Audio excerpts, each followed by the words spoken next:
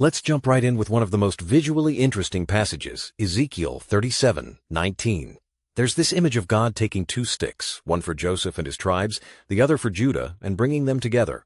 What's going on with that symbol? It's such a rich picture. Those sticks actually represent the divided kingdoms of Israel, Judah in the south, and the northern tribes led by Joseph's descendants. God promises to reunite them, making them one in my hand. It's a powerful statement about healing old divisions.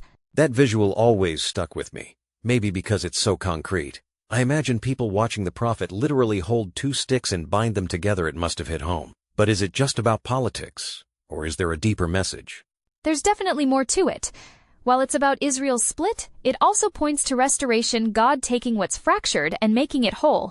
In a way, it's a promise that no wound or division is too deep for God to heal, which just feels really relevant today. That actually reminds me of how God introduces himself to Moses in Exodus 3:6. I am the God of Abraham, Isaac, and Jacob. Why do you think God keeps repeating that specific introduction? What fascinates me is how personal that island God ties himself to a family and their story, not just an abstract title. It's almost like he's saying, I remember your history, your people, your struggles. That anchors the promise of restoration we saw in Ezekiel. And maybe it also reassures Moses, like, you're part of this ongoing story. You're not starting from scratch. Have you noticed how often that anchor shows up later in Scripture? Definitely. The echo of God of Abraham, Isaac, and Jacob comes up all over, especially when people need reminding that God's promises are consistent. It's like a thread tying generations together, which makes the idea of restoration feel even more real. Switching gears, Luke 20 and Acts 4 both feature these tense moments where religious leaders challenge authority. In Luke, they question Jesus, and in Acts, the apostles. What stands out to you in how those confrontations play out? What jumps out is the boldness. The leaders demand to know, by what authority do you do these things? In both cases, Jesus and the apostles flip the question, making the leaders face their own resistance to truth. It's gutsy and a bit dramatic. Honestly, I love how the apostles just refuse to be silenced in Acts 4. Even when threatened, they say, we cannot help speaking about what we have seen and heard.